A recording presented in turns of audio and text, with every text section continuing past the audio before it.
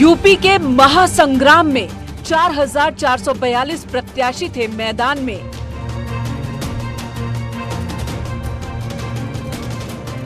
तीन 3,522 प्रत्याशियों की हो गई जमानत जब्त।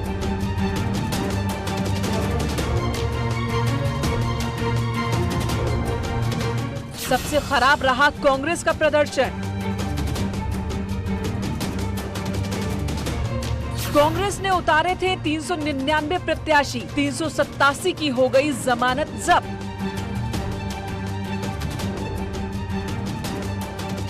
बीएसपी ने भी 403 सीटों पर लड़ा था चुनाव, 290 प्रत्याशियों की जमानत हुई जब्त।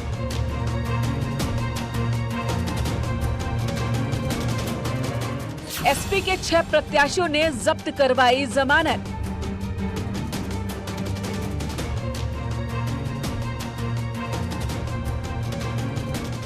बीजेपी के भी 3 प्रत्याशी जमानत बचाने में रहे नाकाम।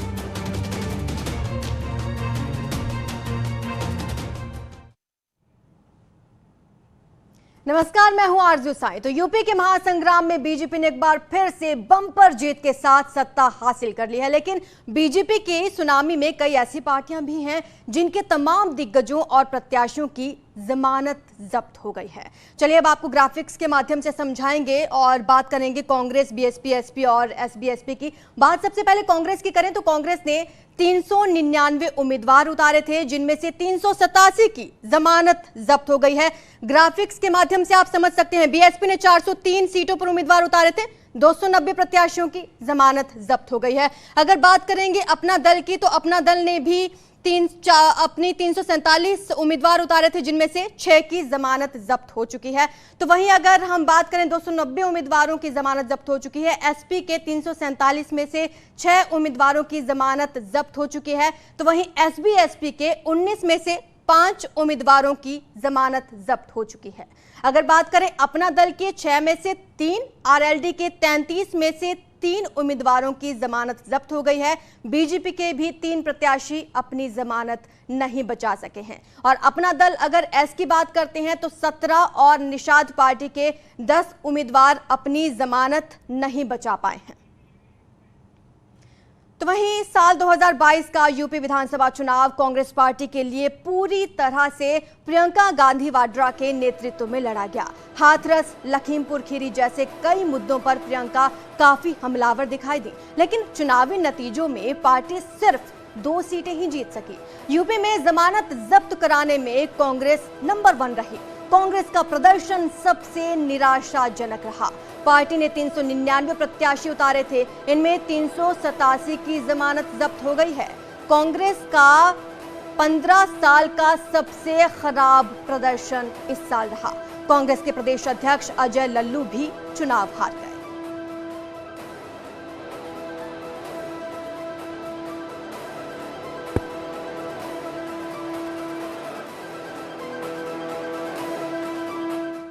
तो यूपी विधानसभा चुनाव में कुल 4,442 प्रत्याशी मैदान में थे। इनमें करीब 20% प्रत्याशी ही जमानत बचा सके। 3,522 प्रत्याशियों की जमानत जब्त हो गई। खासतौर से कांग्रेस का प्रदर्शन सबसे निराशाजनक रहा। पार्टी ने 399 प्रत्याशी उतारे थे, इनमें 387 की जमानत जब्त हो गई। बीएसपी ने सभी 403 सीटों पर चुनाव लड़ा और उसके 290 प्रत्याशियों की जमानत जब्त हो गई। सपा के 6 और बीजेपी के 3 प्रत्याशी जमानत बचाने में नाकामयाब रहे।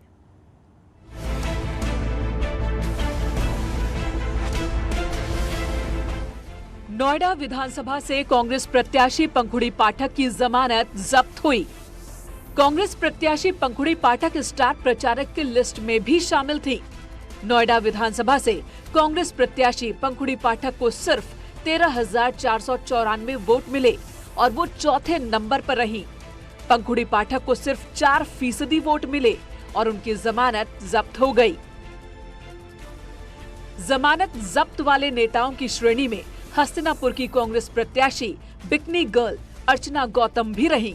अर्चना गौतम के प्रचार के लिए कांग्रेस की राष्ट्रीय महासचिव प्रियंका गांधी भी हस्तिनापुर पहुंची थी, लेकिन ये जीतना तो दूर, वो अपनी जमानत भी नहीं बचा पाई। उन्हें 1,519 वोट ही नसीब हो पाए। अर्चना ने कहा कि उनके पास कम वक्त था और इसलिए वो ज्यादा प्रचार नहीं कर पाई।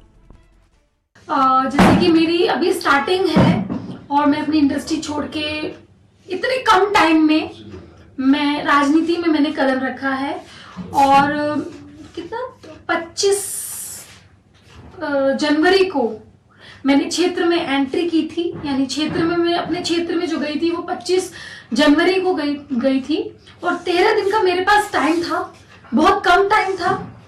तो उस कम टाइम में मैं जितना कर पाई मैंने उतना किया। भदोही जनपद के ज्ञानपुर विधानसभा सीट से लगातार 4 बार विधायक रहे बाहुबली विजय मिश्रा इस बार चुनाव में अपनी जमानत तक नहीं बचा सके। उन्हें मात्र 34,985 वोट मिले और वो तीसरे स्थान पर रहे। ज्ञानपुर विधानसभा सीट पर इस बार निषाद पार्टी के प्रत्याशी विपुल दुबे ने जीत दर्ज की। समाजवादी पार्टी के प्रत्याशी रामकिशोर बिंद दूसरे स्थान पर थे और विजय मिश्रा चुनाव में तीसरे स्थान पर पहुंचे।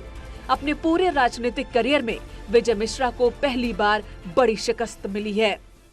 ज्ञानपुर विधानसभा सीट से लगातार 4 बार विधायक रहने वाले बाहुबली विजय मिश्रा इस बार अपनी जमानत तक नहीं बचा सके हैं। उनको 34,985 वोट मिले और वह तीसरे स्थान पर थे।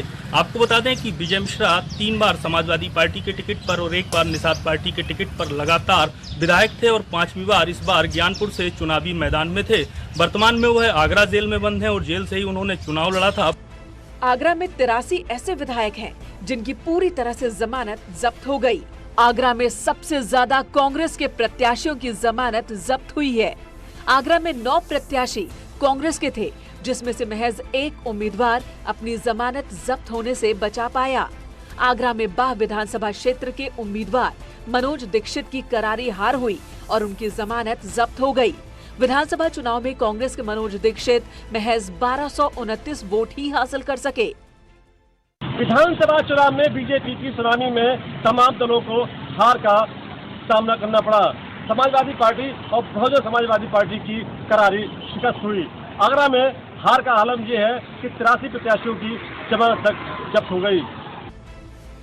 कासगंज में भी कांग्रेस पार्टी के तीनों प्रत्याशियों की जमानत जब्त हो गई।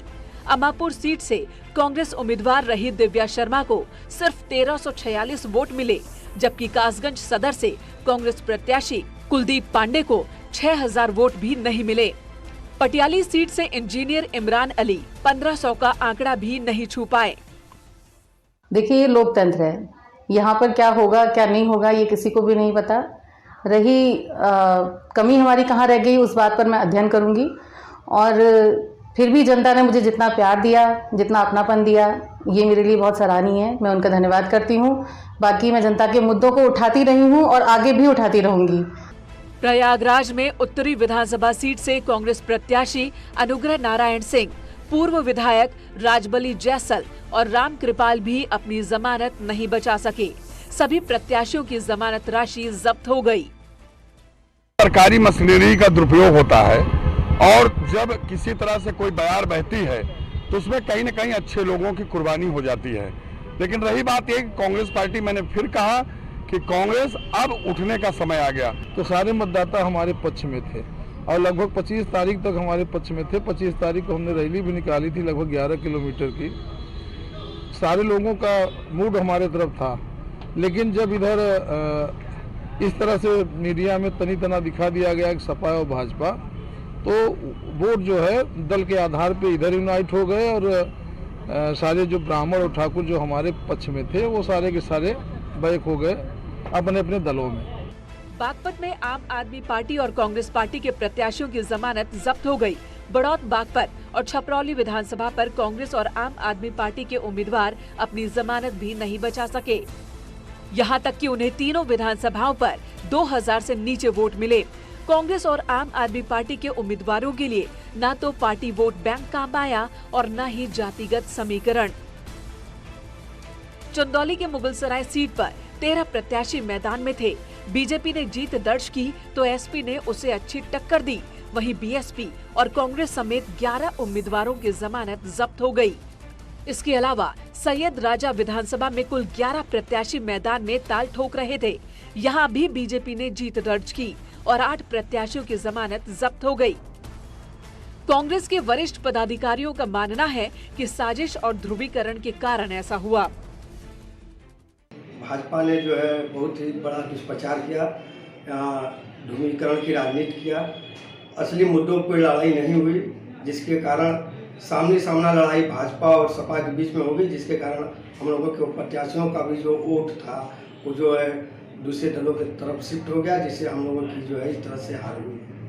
जौनपुर की कुल 9 विधानसभा सीट पर सदर से कांग्रेस नेता नदीम जावेद समेत पार्टी के सभी प्रत्याशियों की जमानत जब्त हो गई।